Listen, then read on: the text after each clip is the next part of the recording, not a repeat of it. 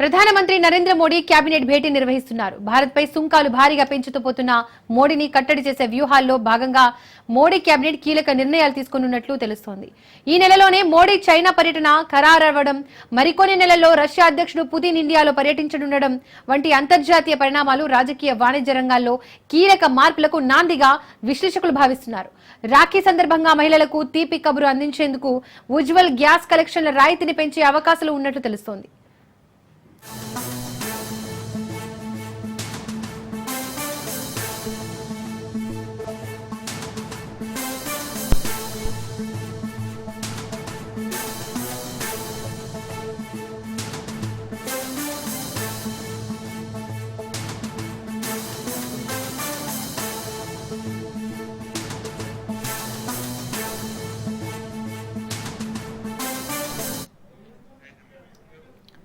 ప్రధానమంత్రి నరేంద్ర మోడీ కేబినెట్ భేటీ నిర్వహిస్తున్నారు. భారత్పై సుంకాలు భారీగా పెంచుతూ పోతున్న మోడీని కట్టడి చేసే వ్యూహాల్లో భాగంగా మోడీ కేబినెట్ కీలక నిర్ణయాలు తీసుకున్నట్టు తెలుస్తోంది. ఈ నెలలోనే మోడీ చైనా పర్యటన ఖరారవ్వడం, మరికొన్ని నెలల్లో రష్యా అధ్యక్షుడు పుతిన్ ఇండియాలో పర్యటించనుండడం వంటి అంతర్జాతీయ పరిణామాలు రాజకీయ వాణిజ్య రంగాల్లో కీలక మార్పులకు నాందిగా విశ్లేషకులు భావిస్తున్నారు. రాఖీ సందర్భంగా మహిళలకు తీపి కబురు అందించేందుకు ఉజ్వల్ గ్యాస్ కలెక్షన్ల రాయితీని పెంచే అవకాశాలు ఉన్నట్టు తెలుస్తోంది. ఇదే అంశానికి సంబంధించి మరిన్ని డీటెయిల్స్ మా ప్రతినిధి సైదులు అందిస్తారు. సైదులు, కేబినెట్ భేటీ మోడీ నిర్వహించనున్నట్టు తెలుస్తోంది. కేబినెట్ భేటీలో ఏ నిర్ణయాలు తీసుకునే అవకాశం ఉంది?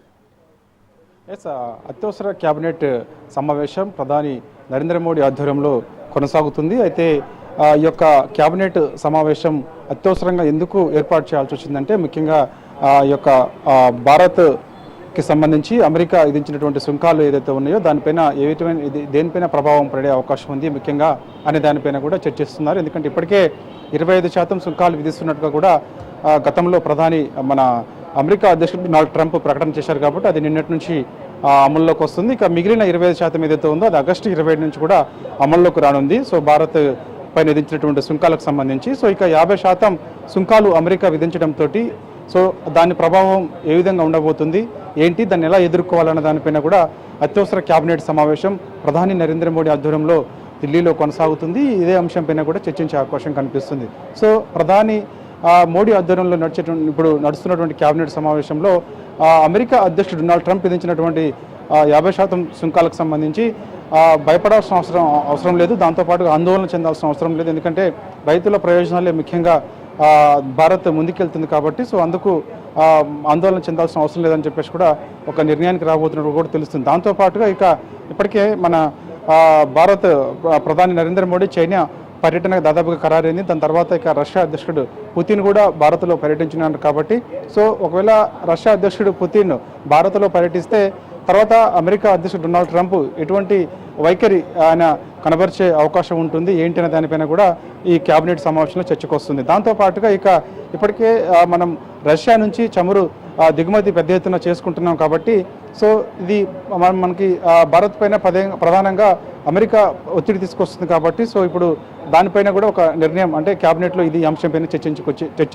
జరిగే అవకాశం ఉంది. ఎందుకంటే రష్యాతోటి మన ఒప్పందం చమురు దిగుమతులకు సంబంధించి ఒప్పందం చేసుకున్నాం. కాబట్టి అది ఒప్పందం రద్దు చేసుకోవాలనేది ప్రధానంగా అమెరికా పదే భారత్ పైన ఒత్తిడి తెస్తుంది. కాబట్టి ఎట్టి పరిస్థితుల్లో కూడా ఈ విషయం పైన తలొగ్గే ప్రసక్తి లేదని చెప్పేసి కూడా భారత్ ఒక నిర్ణయానికి రాబోతుంది. దానిలో భాగంగానే ఈ యొక్క కేబినెట్ సమావేశంలో కూడా ఇది చర్చ జరిగే అవకాశం కనిపిస్తుంది.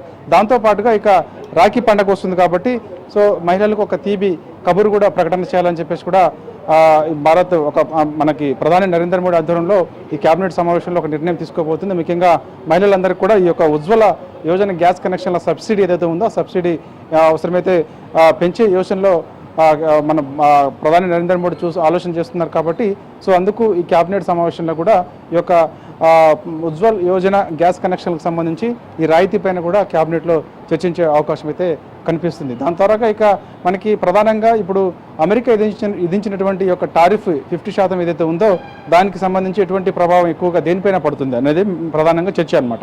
అది ఆ అంశాలపైన చర్చించిన తర్వాత నష్టము ఎంత జరుగుతుంది, ఆ నష్టాన్ని మనం ఏ విధంగా పూడ్చుకోవాలి ఏంటనే దానిపైన కూడా ప్రధానంగా ఈ యొక్క కేబినెట్లో చర్చకు వచ్చే అవకాశం కనిపిస్తుంది. సో ప్రస్తుతం అయితే కేబినెట్ సమావేశంలో భాగంగా ఈ అంశాలన్నిటిపైన కూడా చర్చిస్తున్నారు. సో అధికారికంగా తర్వాత మనకి మీడియా సమావేశం కూడా ఉండే అవకాశం కనిపిస్తుంది. ఆ కేబినెట్ సమావేశం తీసుకున్నటువంటి నిర్ణయాలు ఏంటి, భారత్ ఏ విధంగా ముందుకెళ్తుంది, అమెరికా విధించినటువంటి టారిఫ్ 50% సంబంధించి ఏ విధంగా ముందుకెళ్లాలి, దాని తర్వాత ఇక మన ప్రధానంగా ఈ యొక్క చైనా పర్యటనకు సంబంధించి కూడా అధికారిక ప్రకటన, దాని తర్వాత రష్యా అధ్యక్షుడు పుతిన్ భారత్లో పర్యటిస్తున్నప్పుడు మనం ఎటువంటి ఒప్పందాలు మరోసారి మనం రష్యాతో చేసుకోబోతున్నాం ఏంటనే విషయాలపైన కూడా ప్రధానంగా చర్చ జరిగే అవకాశం కనిపిస్తుంది ఈ యొక్క కేబినెట్ సమావేశంలో. Right Saidulu, thank you.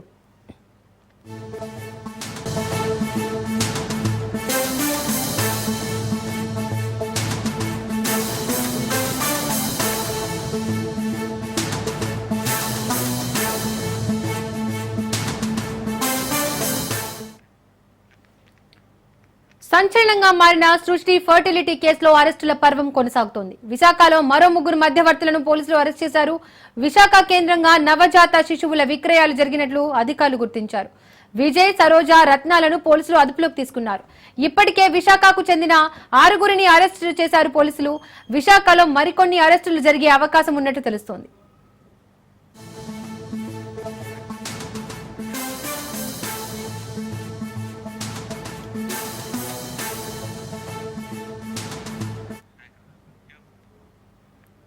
సంచలనంగా మారిన సృష్టి ఫర్టిలిటీ కేసులో అరెస్టుల పర్వం కొనసాగుతోంది.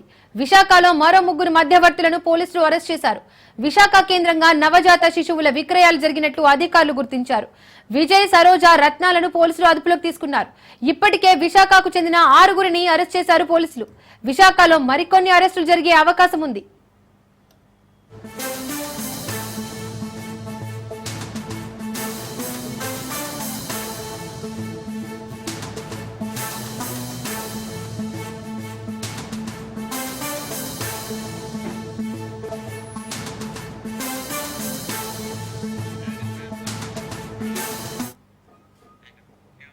దీనికి సంబంధించి మరిన్ని డీటెయిల్స్ మా ప్రతినిధి సూర్యప్రకాష్ అందిస్తారు. సూర్యప్రకాష్, సృష్టి ఫర్టిలిటీ కేసులో విచారణ ఎక్కడి వరకు వచ్చింది, ఎవరెవరిని అరెస్ట్ చేశారు, వారేం చెబుతున్నారు? ఈ రోజు మరో 3గురిని అరెస్ట్ చేసినట్టుగా తెలుస్తోంది. డీటెయిల్స్ ఏంటి? సృష్టి ఫెర్టిలిటీ కేసులో అయితే దర్యాప్తులు అలానే అరెస్టుల పరంపర అయితే కొనసాగుతుందని అయితే చెప్పుకోవచ్చు. గత కొన్ని రోజులుగా అయితే ఈ యొక్క సృష్టికి సంబంధించి పూర్తిగా 2 తెలుగు రాష్ట్రాల్లో కూడా దీనికి సంబంధించి ఆసక్తికరమైన విషయాలు అయితే బయటకు వస్తున్న పరిస్థితి ఉంది. ముఖ్యంగా దీనికి సంబంధించి మనం చెప్పుకోవచ్చు ఏమంటే ఈ యొక్క IVF కు సంబంధించి ఒకరి దగ్గర నుండి మరొక వీర్యాన్ని తీసుకొచ్చి ఈ యొక్క పూర్తి స్థాయిలో పక్కదోవ పట్టే విధంగా అయితే ఈ యొక్క సృష్టి సంస్థ వాళ్ళకి సంబంధించినంత చేశారు. దీనికి సంబంధించి విశాఖపట్నంలో కూడా భారీ ఎత్తున అయితే చాలా మంది వీళ్ళకి సహకరించిన పరిస్థితి ఉంది. అందుకు అనుగుణంగా అక్కడ నమ్రత అరెస్ట్ అయిన రోజుతో పాటుగానే ఇక్కడ మేనేజ్మెంట్ టీం నుండి కూడా ఒక 3గురిని అరెస్ట్ చేసిన పరిస్థితి ఉంది. అలానే ఈ రోజు KGH ఆసుపత్రిలో పనిచేస్తున్న డాక్టర్ రవితో పాటు అలానే డాక్టర్ రమ్యని కూడా ఇద్దరిని కూడా పోలీసులు అదుపులో తీసుకోవడం జరిగింది.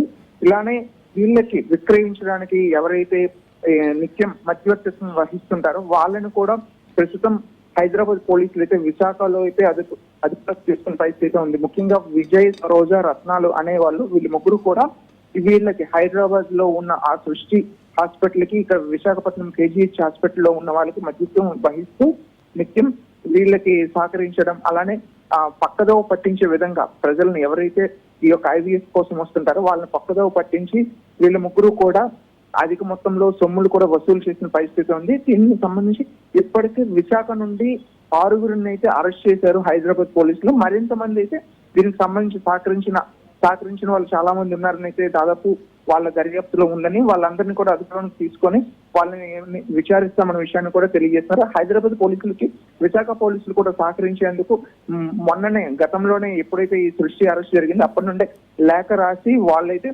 దీనికి సంబంధించి ఎటువంటి చర్యలు తీసుకోవడానికైనా మాకు సహకరించాల్సిన విషయంగా అయితే హైదరాబాద్ పోలీసులు చెప్పడంతో విశాఖ సిపి శంకరప్రసాద్ బాక్షి కూడా దీనికి అనుగుణంగా అయితే వాళ్ళు ఎప్పుడొచ్చినా సరే సహకరించాలని చెప్పేసి విశాఖ జిల్లా మొత్తం పోలీసులందరినీ కూడా అలర్ట్ చేసిన పరిస్థితి ఉంది. ముఖ్యంగా ఈ విశాఖలో 3 మధ్యవర్తులు ఎవరైతే ఉన్నారో వాళ్ళు దాదాపు 150 నుండి 185 మంది నుండి అయితే భారీ మొత్తంలో వసూలు చేసి వాళ్ళ ద్వారా ఈ యొక్క IVF సెంటర్స్ కి అక్రమంగా అయితే IVF సెంటర్స్ కి పంపించే పరిస్థితి ఉందనే విషయాన్ని అయితే స్థానికంగా ఉన్న సమాచారం అయితే ఉంది. కానీ దీనిపైన మరింత దర్యాప్తు చేసి అసలు ఎవరెవరి దగ్గర నుండి ఎంత కలెక్ట్ చేశారు, ఏం చేశారనే విషయాన్ని అయితే తెలుసుకునే ప్రయత్నం అయితే హైదరాబాద్ పోలీసులు చేస్తున్న విషయాన్ని అయితే ప్రస్తుతం తెలుస్తుంది Deepika. Right Suryaprakash, thank you.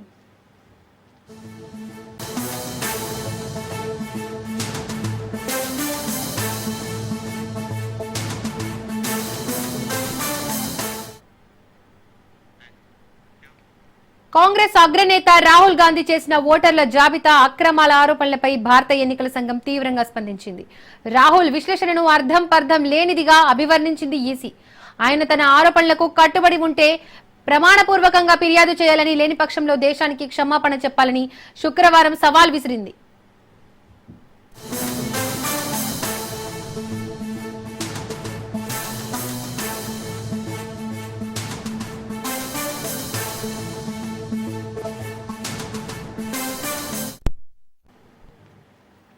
India కూటమి సమావేశంలో రాహుల్ గాంధీ 2024 లోక్సభ ఎన్నికల సందర్భంగా కర్ణాటకలోని ఓ అసెంబ్లీ సెగ్మెంట్ లో భారీగా ఓట్ల అక్రమాలు జరిగాయని ఆరోపిస్తూ ఒక ప్రెజెంటేషన్ ఇచ్చారు. తమ సర్వేలో ఒకే ఓటరు పేరు పలుమార్లు నమోదు కావడం, ఇతర రాష్ట్రాల ఓటర్ల జాబితాలోని అదే వ్యక్తి పేరు ఉండడం, ఉనికిలో లేని చిరునామాలు, ఒకే ఇంటి నంబర్పై వందలాది ఓట్లు, ఫోటోలు సరిగా లేని గుర్తింపు కార్డులు, కొత్త ఓటర్ల కోసం ఉద్దేశించిన ఫారం 6 దుర్వినియోగం వంటి అనేక అవకతవకలను గుర్తించినట్లు ఆయన వివరించారు.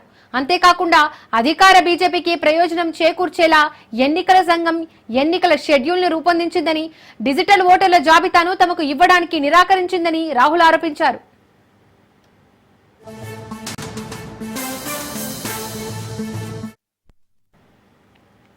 ఈ ఆరోపణలను ఈసీ తీవ్రంగా ఖండించింది. రాహుల్ గాంధీ తన విశ్లేషణను ఈసీపై చేసిన ఆరోపణలను నిజమని నమ్మితే ప్రమాణపత్రంపై సంతకం చేయడానికి ఎలాంటి అభ్యంతరం ఉండకూడదు.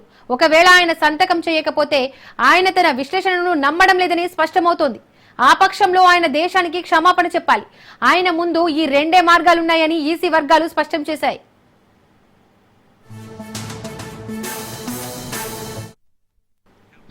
ఈ వ్యవహారంపై బీజేపీ కూడా స్పందించింది. రాహుల్ గాంధీ తన ఆరోపణలకు సంబంధించిన అనర్హుల జాబితాను ఎందుకు సమర్పించడం లేదని BJP media cell chief Amit Malviya ప్రశ్నించారు. ఆయన ఆధారాలు సమర్పించడంలో విఫలమైతే ఇదంతా కేవలం రాజకీయ నాటకమని స్పష్టమవుతుందని బీజేపీ విమర్శించారు.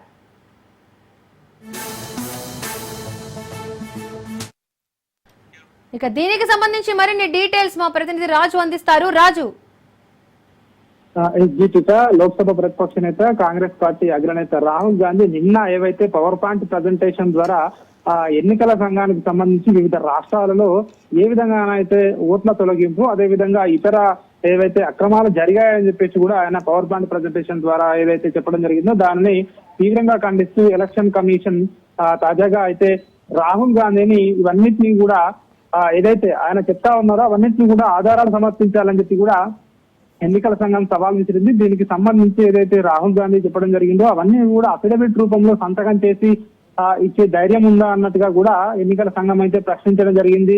ఒకవేళ అట్లా ఇవ్వకుంటే, అఫిడవిట్ రూపంలో సంతకం చేసి ఇవ్వకుంటే ఆయన దేశ ప్రజలందరికీ కూడా క్షమాపణ చెప్పాలని చెప్పేసి కూడా తీవ్ర స్థాయిలో రాహుల్ గాంధీని ఎలక్షన్ కమిషన్ ప్రశ్నించినటువంటి పరిస్థితి కనిపిస్తా ఉంది. నిన్న ఆయన పవర్ పాయింట్ ప్రజెంటేషన్ లో మనము చూసినట్టయితే ప్రధానంగా ఈ కర్ణాటకలో కావచ్చు, అదేవిధంగా మహారాష్ట్రలో కావచ్చు, ఇతర రాష్ట్రాలు కావచ్చు, చాలా చోట్ల ఎన్నికలకు సంబంధించి ప్రక్రియలో భాగంగా ఈ ఓటర్లను తొలగింపు కావచ్చు, అదేవిధంగా కొత్త ఓటర్ నమోదు ప్రక్రియ ఫామ్ 6 ఏదైతే ఉంటుందో సో దాన్ని కూడా బీజేపీ పార్టీకి అనుకూలంగా మార్చుకొని దొంగ ఓట్లు తయారు చేశారు. అదేవిధంగా అర్హుల ఓట్లు చాలా వరకు కూడా ఇతర పార్టీలకు చెందినటువంటి సానుభూతి పరుల ఓట్లను తొలగించారని చెప్పి కూడా రాహుల్ గాంధీ విమర్శలు చేయడం జరిగింది. నిన్న పవర్ పాయింట్ ప్రజెంటేషన్ లో కూడా చూపించడం జరిగింది. ఒకే అడ్రస్ పేరుతో, ఒకే పేరుతో కూడా వివిధ రాష్ట్రాలలో, అంటే ఒకే అడ్రస్ పేరుతో ఒకే రాష్ట్రంలో కొన్ని ఓట్లు ఉండడం, అదేవిధంగా ఒకే పేరుతోటి వివిధ రాష్ట్రాలలో కూడా ఒకే వ్యక్తికి చెందినటువంటి ఓట్లు కూడా నమోదై ఉండడం కూడా ఇవన్నీ కూడా ఎన్నికల సంఘంలో ఇవన్నీ మిస్టేక్స్ అని చెప్పేసి కూడా ఆయన సూచించిన పరిస్థితి కనిపిస్తా ఉంది. బీజేపీ పార్టీకి అనుకూలంగా ఉండేందుకే గతంలో కూడా ఎన్నికల షెడ్యూల్ ను కూడా ఈ ఎన్నికల సంఘం బీజేపీకి అనుకూలంగా వ్యవహరించిందని చెప్పి కూడా ఆయన ఆరోపణలు అయితే చేయడం జరిగింది. అదేవిధంగా ఈ ప్రధానంగా ఏదైతే తాజాగా ఎలక్షన్ కమిషన్ విడుదల చేసినటువంటి ఓట్ల తొలగింపు ముసాయిదా ఏదైతే ఉందో ఈ ముసాయిదాపై రాహుల్ గాంధీ ఎందుకు రాతపూర్వకంగా మాకు కంప్లైంట్ చేయడం లేదని చెప్పి కూడా ఎన్నికల సంఘం ప్రశ్నిస్తా ఉంది. అదేవిధంగా బీహార్ లో 65 లక్షల ఓట్లు తొలగిస్తున్నామని తాము ఆగస్టు 1వ తేదీన ప్రకటన విడుదల చేసిన మార్పులు చేర్పులపై ఇప్పటి వరకు కూడా ఏ పార్టీ కూడా తమకు కంప్లైంట్ రాలేదని చెప్పేసి కూడా ఈసీ అయితే స్పష్టం చేస్తా ఉంది. ఇవన్నీ కూడా రాజకీయ ఆరోపణలుగానే చూస్తా ఉన్నామని చెప్పేసి కూడా ఎలక్షన్ కమిషన్ చెప్తా ఉంది. రాహుల్ గాంధీ చేసినటువంటి ఇట్లాంటి తీవ్రమైన ఆరోపణలు ఏవైతే ఉన్నాయో ఇవన్నీ కూడా అఫిడవిట్ రూపంలో తాను ప్రమాణం చేసి ఎలక్షన్ కమిషన్ కు సమర్పించాలని, లేదంటే దేశవ్యాప్తంగా ఉన్నటువంటి ప్రజలకు క్షమాపణ చెప్పాలని చెప్పేసి కూడా ఎన్నికల కమిషన్ అయితే రాహుల్ గాంధీకి ఒక వార్నింగ్ ఇచ్చినటువంటి పరిస్థితి మనం అయితే చూస్తా ఉన్నాము. ఎన్నికల రిగ్గింగ్ కి సంబంధించి రాహుల్ గాంధీ చేసినటువంటి ఆరోపణలకు ఎక్కడ కూడా ఆధారాలు లేవు అని చెప్పేసి కూడా ఎన్నికల కమిషన్ చెప్తా ఉంది. దీనికి సంబంధించి అది మహారాష్ట్ర, హర్యానా, అదేవిధంగా ఇతర రాష్ట్రాల్లో ఎన్నికల సమయంలో అవకతవకలు జరిగాయని చెప్పేసి కూడా ఆయన ఏదైతే ప్రస్తుతం నిన్న పవర్ పాయింట్ ప్రెజెంటేషన్ లో చెప్పారో అప్పుడే మరి అవకతవకలకు సంబంధించి ఎందుకు దానికి సంబంధించి కంప్లైంట్ ఇవ్వలేదని చెప్పేసి కూడా ఎన్నికల కమిషన్ చెప్తున్నటువంటి పరిస్థితి కనిపిస్తా ఉంది. రాహుల్ గాంధీ పదే ఇట్లాంటి వ్యాఖ్యలు ఏవైతే చేస్తా ఉన్నారో దీన్ని బీజేపీ కూడా తాజాగా విమర్శలు చేస్తా ఉంది. దీనికి సంబంధించి బీజేపీ జాతీయ ఏదైతే మీడియా సలహాదారులు ఎవరైతే ఉన్నారో వారు కూడా విమర్శలు చేస్తా ఉన్నటువంటి పరిస్థితి కనిపిస్తా ఉంది. రాహుల్ గాంధీ తన ఓటమిని ఏదైతే కప్పిపుచ్చుకోవడానికి ఇట్లాంటి వ్యాఖ్యలు చేస్తా ఉన్నారని చెప్పేసి కూడా ఎలక్షన్ కమిషన్ అయితే విమర్శలు చేస్తున్నటువంటి పరిస్థితి కనిపిస్తా ఉంది. Right Raju, thank you.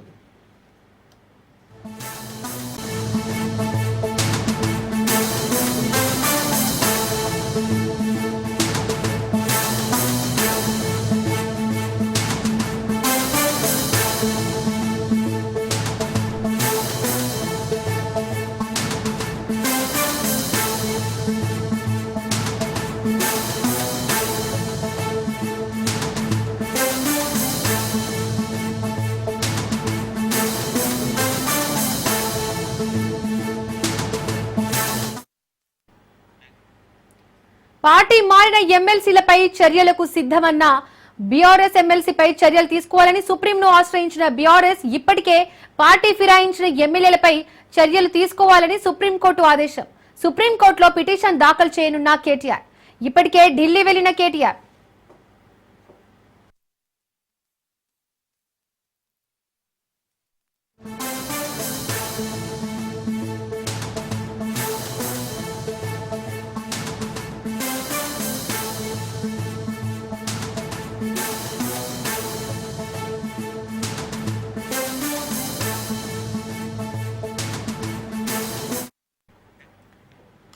Party మారిన ఎమ్మెల్సీలపై చర్యలకు సిద్ధమైన బీఆర్ఎస్ ఎమ్మెల్సీలపై చర్యలు తీసుకోవాలని సుప్రీంను ఆశ్రయించిన బీఆర్ఎస్ పార్టీ ఇప్పటికైనా పార్టీ ఫిరాయించిన ఎమ్మెల్యేలపై చర్యలు తీసుకోవాలని సుప్రీంకోర్టు ఆదేశం.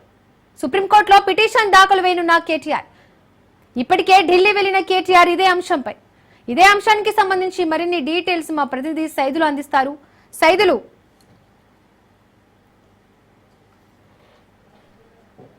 BRS working president KTR Delhi వెళ్ళారు. అయితే సుప్రీంకోర్టులో ప్రధానంగా ఈ యొక్క పార్టీ ఫిరాయింపులకు సంబంధించి ఆల్రెడీ ఎమ్మెల్యేల పైన పిటిషన్ దాఖలు చేశారు. సుప్రీంకోర్టు తీర్పు కూడా ఎమ్మెల్యేల పైన 3 నెలల్లోగా స్పీకర్ చర్యలు తీసుకోవాలని చెప్పేసి కూడా తీర్పిచ్చింది. అలానే ఎమ్మెల్సీలు కొంతమంది టీఆర్ఎస్ పార్టీకి చెందినటువంటి ఎమ్మెల్సీలు అంటే ఎమ్మెల్యే కోట నుంచి గుత్తా సుఖేందర్ రెడ్డి ఇప్పుడు ప్రస్తుతానికి శాసన మండలి చైర్మన్ గా ఉన్నారు. అదేవిధంగా స్థానిక సంస్థల నుంచి ఎమ్మెల్సీలుగా కూచుకుల్ల దామోదర్ రెడ్డి, అదేవిధంగా మహేందర్ రెడ్డి, భాను ప్రసాదరావు, అదేవిధంగా దండే విఠల్ వీళ్ళు కూడా అధికార కాంగ్రెస్ గుటికి వెళ్ళడం జరిగింది. దాదాపుగా నామినేటెడ్ కోటా నుంచి అప్పుడు బీఆర్ఎస్ పార్టీ నుంచి ఎమ్మెల్సీలుగా బుగ్గారపు దయానంద్, అదేవిధంగా బస్వరాజ్ సారయ్య వీళ్ళు ఇద్దరు కూడా నామినేటెడ్ కోటా నుంచి బీఆర్ఎస్ పార్టీ ఎమ్మెల్సీలుగా ఎన్నికయ్యారు. తర్వాత కాంగ్రెస్ పార్టీ అధికారంలోకి వచ్చిన తర్వాత అధికార కాంగ్రెస్ గుటికి వెళ్ళారు. సో వీరిపైన చర్యలు తీసుకోవాలని చెప్పేసి BRS working president KTR Delhi వెళ్ళారు. సుప్రీంకోర్టులో ఒక పిటిషన్ కూడా దాఖలు చేసే అవకాశం ఉంది. ఎందుకంటే ఎమ్మెల్యేలపైన స్పీకర్ 3 నెలల్లో చర్యలు తీసుకోవాలని సుప్రీంకోర్టు ఇచ్చిన తీర్పు నేపథ్యంలో ఎమ్మెల్సీలపైన కూడా చర్యలు ఇలానే తీసుకోవాలని చెప్పేసి శాసన మండలి చైర్మన్కు ఆ విధంగా ఆదేశాలు సుప్రీంకోర్టు జారీ చేయాలని చెప్పేసి పిటిషన్ దాఖలు చేసే అవకాశం ఉంది. దానిలో భాగంగానే కొద్దిసేపటి క్రితమే హైదరాబాద్ తన నివాసం నుంచి BRS working president KTR Delhi వెళ్ళారు. ఢిల్లీ వెళ్ళిన తర్వాత ఈరోజు లేదా రేపు సుప్రీంకోర్టులో ప్రధానంగా పార్టీ మారిన ఎమ్మెల్సీలు బీఆర్ఎస్ పార్టీ ఎమ్మెల్సీలు అధికార కాంగ్రెస్ గుడికి వెళ్ళారు కాబట్టి సో వారిపైన చర్యలు తీసుకోవాలని చెప్పేసి కూడా పిటిషన్ దాఖలు చేసే అవకాశం ఉంది. సో అది రేపు చేస్తారని చెప్పేసి కూడా మనకి పార్టీ వర్గాల ద్వారా సమాచారం అయితే అందుతుంది. సో ఇక పార్టీ మారిన ఎమ్మెల్యేలు ఎవరైతే ఉన్నారో ముఖ్యంగా వారిపైన స్పీకర్ 3 నెలల్లోగా చర్యలు తీసుకోవాలని సుప్రీంకోర్టు ఆదేశాలు ఉన్నాయి కాబట్టి ఇప్పటికే బీఆర్ఎస్ పార్టీకి చెందినటువంటి ఎమ్మెల్యేలందరూ కూడా సుప్రీంకోర్టు ఇచ్చినటువంటి తీర్పు కాపీని జత చేసుకొని మరోసారి స్పీకర్ని కలిసేందుకు మొన్న శాసనం అసెంబ్లీకి చేరుకున్నారు. అసెంబ్లీ చేరుకున్న తర్వాత అక్కడ స్పీకర్ అందుబాటులో లేకపోవడంతో అక్కడ గాంధీ స్టాచ్యూ ముందు నిరసనకు కూడా దిగడం జరిగింది. సో ఇక అసెంబ్లీ వర్షాకాల సమావేశాలు ఈ నెల లేదా వచ్చే నెల ప్రారంభం అవుతాయి కాబట్టి ప్రధానంగా బీఆర్ఎస్ పార్టీ కూడా ఇదే డిమాండ్ చేస్తూ వస్తుంది. ఖచ్చితంగా ఈసారి పార్టీ మారిన ఎమ్మెల్యేలు ఎవరైతే ఉన్నారో బీఆర్ఎస్ పార్టీకి చెందినటువంటి 10 మంది ఎమ్మెల్యేలు వారిపైన స్పీకర్ చర్యలు తీసుకోవాలని ప్రధానంగా డిమాండ్ చేసే అవకాశం కనిపిస్తుంది. ప్రధానంగా అసెంబ్లీ వర్షాకాల సమావేశాలు ప్రారంభమైన తర్వాత కూడా దీనిపైనే ప్రధానంగా వాయిదా తీర్మానం కానీ అదేవిధంగా ఆందోళన చేపట్టడం వంటి కార్యక్రమాలు కూడా చేయాలని చెప్పేసి కూడా ఒక నిర్ణయానికి బీఆర్ఎస్ పార్టీ రాబోతున్నట్టుగా కూడా మనకైతే సమాచారం. సో ఇక శాసన మండలిలో కూడా బీఆర్ఎస్ పార్టీకి చెందినటువంటి ఎమ్మెల్సీలు ఎవరైతున్నారో వారిపైన మండలి చైర్మన్ చర్యలు తీసుకోవాల్సిందని చెప్పేసి కూడా ప్రధానంగా పట్టుబట్టే అవకాశం కనిపిస్తుంది. కాబట్టి దానిలో భాగంగానే పార్టీ మారిన ఎమ్మెల్సీలు ఎవరైతున్నారో వారిపైన ఖచ్చితంగా చర్యలు తీసుకోవాల్సిందని చెప్పేసి కూడా సుప్రీంకోర్టులో మరో పిటిషన్ దాఖలు చేసేందుకు సిద్ధమవుతున్నారు BRS party working president KTR. అంటే ఎమ్మెల్సీలు ప్రధానంగా చూస్తే మాత్రం గుత్తా సుఖేందర్ రెడ్డి, అదేవిధంగా కూచుకుల్ల దామోదర్ రెడ్డి, మహేందర్ రెడ్డి, భానుప్రసాద్, దండ విఠల్ వీళ్ళ 5 వీళ్ళతో పాటుగా మరొక 2 బుగ్గారపు దయానంద్, బసవరాజ్ సారే మొత్తం 7 ఎమ్మెల్సీలు. ఈ ఎమ్మెల్సీలు ఖచ్చితంగా చర్యలు తీసుకోవాల్సిందని చెప్పేసి ప్రధానంగా బీఆర్ఎస్ పార్టీ పట్టుబడుతుంది. ఇక పార్టీ మారిన ఎమ్మెల్యేలు ఎవరైతున్నారో 10 మంది బీఆర్ఎస్ పార్టీ ఎమ్మెల్యేలు. సో వారిపైన కూడా ఖచ్చితంగా చర్యలు ఉంటాయని చెప్పేసి స్పీకర్ అందుకు సుప్రీంకోర్టు ఇచ్చినటువంటి తీర్పు ఏదైతే ఉందో ఆ తీర్పుని తూచా తప్పకుండా అమలు చేస్తారని చెప్పేసి కూడా మాకు విశ్వాసం ఉందని చెప్పేసి కూడా చెప్తున్నారు. కాకపోతే దానిలో భాగంగానే స్పీకర్ పైన కూడా ఒత్తిడి తేవాలని చెప్పేసి కూడా ఒక నిర్ణయానికి రాబోతున్నారు. సో అందుకు స్పీకర్ని కలిసేందుకు మొన్న ప్రయత్నం చేసినప్పటికీ బీఆర్ఎస్ పార్టీకి చెందినటువంటి ఎమ్మెల్యేలు స్పీకర్ కలవలేదు. సో మరోసారి కూడా స్పీకర్ అపాయింట్మెంట్ పార్టీ మారిన ఎమ్మెల్యేలపైన చర్యలు, దాంతో పాటుగా ఈ సుప్రీంకోర్టు ఇచ్చినటువంటి పార్టీ ఫిర్యాదులకు సంబంధించినటువంటి తీర్పు ఏదైతే ఉందో ఆ తీర్పుకారులను జత చేసి మరోసారి కూడా కంప్లైంట్ చేసే అవకాశం ఉంది. వరుసగా అసెంబ్లీ సమావేశాల్లో భాగంగా కూడా ఖచ్చితంగా దీనిపైన పట్టుబట్టాలని చెప్పేసి ప్రతి పార్టీ మారిన ఎమ్మెల్యేలపైన చర్యలు ఖచ్చితంగా తీసుకోవాల్సిందని చెప్పేసి దానిలో భాగంగా ఒక వ్యూహ రచనగా ఒక వ్యూహం ప్రకారం ముందుకెళ్లాలని చెప్పేసి కూడా బీఆర్ఎస్ పార్టీ భావిస్తుంది. ఎందుకంటే పార్టీ మారిన ఎమ్మెల్సీలు కానీ ఎమ్మెల్యేలు కానీ ఎవరినైనా సరే వదిలిపెట్టే ప్రసక్తి లేదని చెప్పేసి కూడా బీఆర్ఎస్ పార్టీ మొదటి నుంచి కూడా చెప్తూ వస్తుంది. దానిలో భాగంగానే పార్టీ మారిన ఎమ్మెల్యేలు కాన్ఫరెన్స్ కి సంబంధించి ఆయా నియోజకవర్గాల్లో ఖచ్చితంగా ఉప ఎన్నికలు వస్తాయని చెప్పేసి కూడా కేటీఆర్ చెప్తూ వస్తున్నారు. దానిలో భాగంగానే ఇప్పుడు ఉన్నటువంటి జూబ్లీ హిల్స్ ఉప ఎన్నిక అనివార్యం కాబట్టి, ఎందుకంటే మాగంటి గోపీనాథ్ అకాల మరణం తర్వాత ఉప ఎన్నిక అనివార్యమైంది కాబట్టి సో పార్టీ మారిన ఎమ్మెల్యేలు 10 నియోజకవర్గాలు, అదేవిధంగా జూబ్లీ హిల్స్ ఉప ఎన్నిక ఈ 11 నియోజకవర్గాల్లో ఎన్నికలు ఎప్పుడు వచ్చినా సరే కార్యకర్తలు సిద్ధంగా ఉండాలని చెప్పేసి కేటీఆర్ ప్రతి సమావేశంలో కార్యకర్తలు చేసేసి ఇదే మాట్లాడుతున్నారు. వాళ్ళు ఉత్సాహం నింపేందుకు ప్రయత్నం చేస్తున్నారు కాబట్టి సో ఎవరు అజేయపడాల్సిన అవసరం లేదు.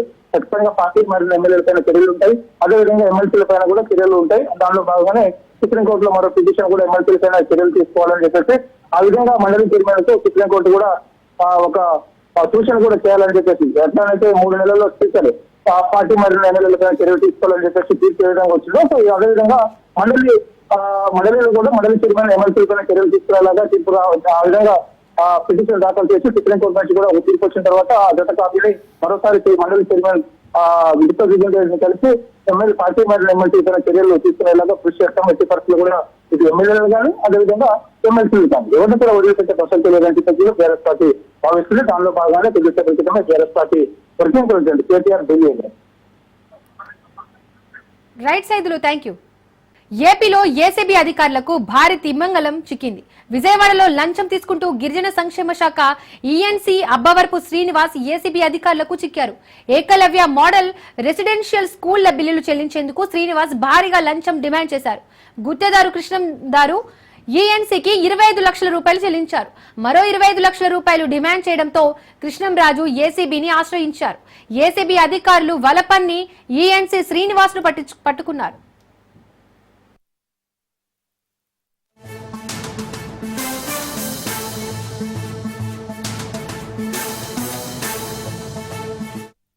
కడప జిల్లా పులివెందులలో వివేక ఘాట్ వద్ద వైఎస్ సునీత దంపతులు నివాళులర్పించారు.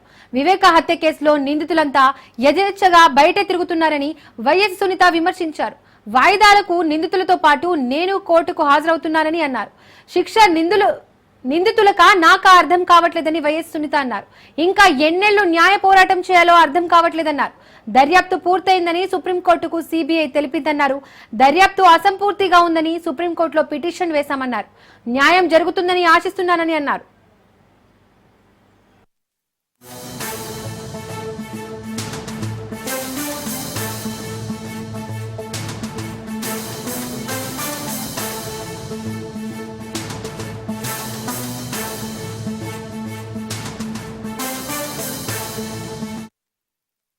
ఇప్పుడే సమాధి దగ్గర నుంచి వస్తున్నాము. అక్కడ నిల్చొని ఉండగా ఏయో తలంపులు వస్తున్నాయి, గుర్తులు, జ్ఞాపకాలు. ఇంతకు ముందు మేము రాజారెడ్డి స్ట్రీట్ లో ఉండేవాళ్ళం. అక్కడ ఒక పెద్ద ఇల్లు ఉంది, దాని పక్కనే స్టేట్ బ్యాంక్ ఉంది. స్టేట్ బ్యాంక్ అనుకుని ఒక చిన్న సందు ఉంది. బంధువులు అందరూ చాలా మంది ఉన్నారు. ఎదురుగా వైఎస్ ప్రకాష్ రెడ్డి గారి ఇంట్లో ఉంటుంది. నాకు జ్ఞాపకాలు ఆ సందులో అందరు మాడుకుంటుంటే అవినాష్ పరిగెత్తుకుంటూ రావడం. చిన్నపిల్లడు, అప్పట్లో రాకేష్ అని పిలిచేవాళ్ళం. హాలిడేస్ కి ఇంటికి వచ్చినప్పుడంతా అమ్మ నాన్న ఖచ్చితంగా అందరి ఇళ్ళకి పోయి అందరినీ పలకరించి రమ్మని చెప్పేవాళ్ళు.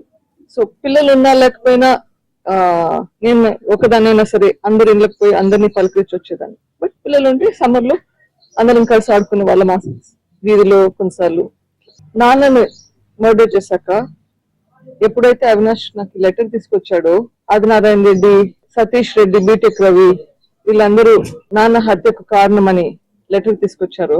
ఇన్సిడెంట్ కి ఇట్లా నాన్న మర్డర్ కి అవినాష్ సంబంధం ఉంటుందని ఎక్కడే అనుకోలేదు. నాకు అవినాష్ అంటే ఆ వీధిలో తిరుగుతున్న చిన్న పిల్లోడు, మేమందరం కలిసి ఆడుకుంటుంటే అవినాష్ పిల్లోడిలాగానే చూస్తుంటాం. డిఎస్పీతో అంటున్నాడు, మీరు ఫేవరెటిజం చూపిస్తున్నారని, అంటే పక్షపాతం చూపిస్తున్నారని. నిన్న అంటున్నారు టీడీపీకి తొత్తులుగా వ్యవహరిస్తున్నారు అని. అది వింటుంటే మళ్ళీ ఇంకా కొన్ని జ్ఞాపకాలు. భారత్ అమెరికా మధ్య వాణిజ్య యుద్ధం తీవ్ర స్థాయికి చేరుకుంది. భారత దిగుమతులపై అమెరికా అధ్యక్షుడు డొనాల్డ్ ట్రంప్ 50% టారిఫ్లు విధించడంతో దానికి ప్రతిగా భారత్ తీవ్రమైన నిర్ణయం తీసుకుంది. అమెరికాకు చెందిన విమాన తయారీ దిగ్గజం బోయింగ్ తో దాదాపు తుది దశలో ఉన్న $3.6 బిలియన్ కీలక రక్షణ ఒప్పందాన్ని నిలిపివేస్తున్నట్లు ప్రకటించింది. ఇరు దేశాల మధ్య రక్షణ సంబంధాల్లో ఇది పెద్ద ఎదురుదెబ్బగా విశ్లేషకులు భావిస్తున్నారు.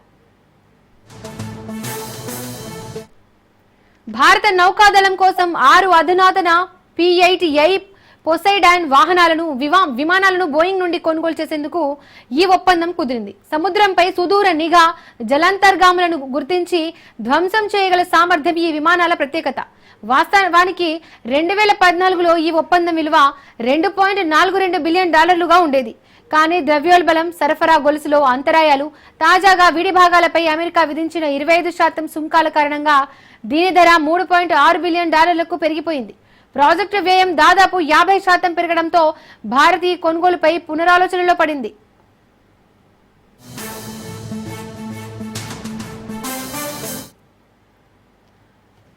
రష్యా నుండి భారత్ ముడి చమురు కొనుగోలు చేస్తుండడం, తద్వారా ఉక్రెయిన్ యుద్ధానికి పరోక్షంగా ఆజ్యం పోస్తోందని ఆరోపిస్తూ ట్రంప్ ప్రభుత్వం భారత్ పై భారీ టారిఫ్లను విధించింది. ఈ టారిఫ్ల కారణంగానే P-8A విమానాల ధర విపరీతంగా పెరిగిపోయింది. పెరిగిన ఖర్చుతో పాటు అమెరికా వైఖరిపై తీవ్ర అసంతృప్తితో ఉన్న భారత రక్షణ మంత్రిత్వ శాఖ ఈ ఒప్పందాన్ని ప్రస్తుతానికి నిలిపివేయాలని నిర్ణయించింది.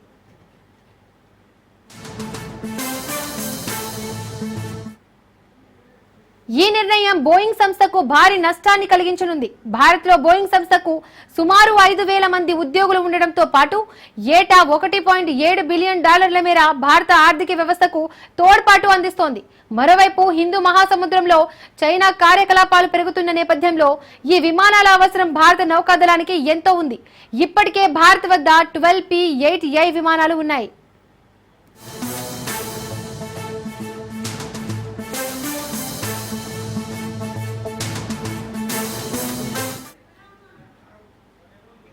వాటికి అదనంగా మరో 6ని సమకూర్చుకోవాలని భావించిన తాజా పరిణామాలతో దేశీయంగా డిఆర్డీఓ, హెచ్ఏఎల్ వంటి సంస్థల ద్వారా ప్రత్యామ్నాయాలపై దృష్టి సారించే అవకాశం ఉంది.